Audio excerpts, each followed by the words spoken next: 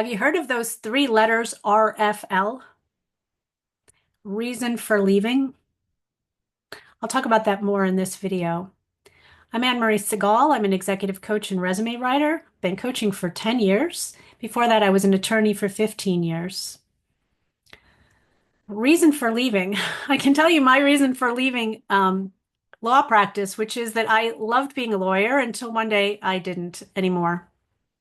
I didn't have to give my reason for leaving statement because I launched my own business 10 years ago. But since then, I've been helping many, many dozens, probably hundreds of clients with their reasons for leaving a current role. And of course, your reason might be something you choose, or it might be something chosen for you.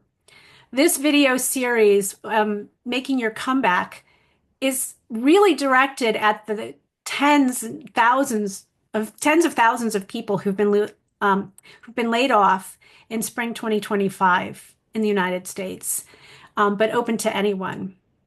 And I'm going to talk more in depth about your reason for leaving here. So your reason for leaving, and if you've been laid off by the federal government or a nonprofit that is no longer funded, is entirely out of your control.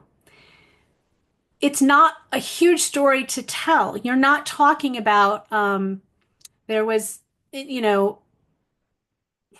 scandal at my company and the CEO quit and then everybody else quit and then I was the last man standing and even if that were the case for you, nobody wants all those, what they call dirty laundry. Nobody wants all those dirty details.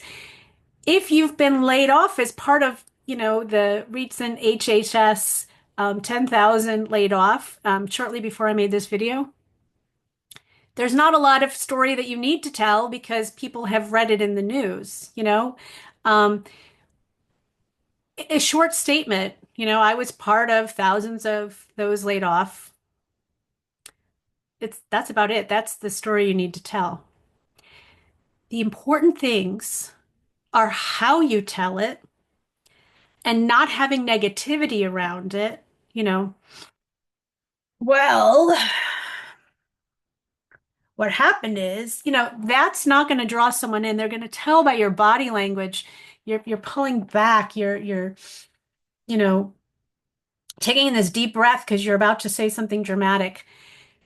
That might be how you feel, and that might be how you rehearse your reason for leaving over and over and over again until you get it to a place where you can say it without wanting to burst out into tears or let out your negativity on the person across the table from you who had nothing to do with it and is potentially your lifeline for your next role. So that's important. How you deliver it. Telling it in a concise way, in a way that does not convey negativity that you may feel and you may need to get out beforehand or after the interview, but not during that conversation. And then moving on to why you're interested in this next role, this new role that you're interviewing for. And I'm assuming an interview, but frankly, your reason for leaving may come up in a cocktail party. It may come up in any context. You've got to be ready for it because you just never know where your next role could be and who could lead you to it. So it's not that you have to never have any negativity anywhere, but I would try to save it for the people that you hold in confidence and not the people who you don't know well, who could judge you for that. And frankly, rightly so, he's going to or she is going to bring that negative or they are going to bring that negativity into this next role. And I don't want to recommend them for that because they're just carrying this cloud over their head. So concise, to the point, not having any blame cast, not giving any inside information about what happened. My group was decimated and everybody's those things are what I was calling dirty laundry, not to be brought into this context, but really forward focused, forward thinking.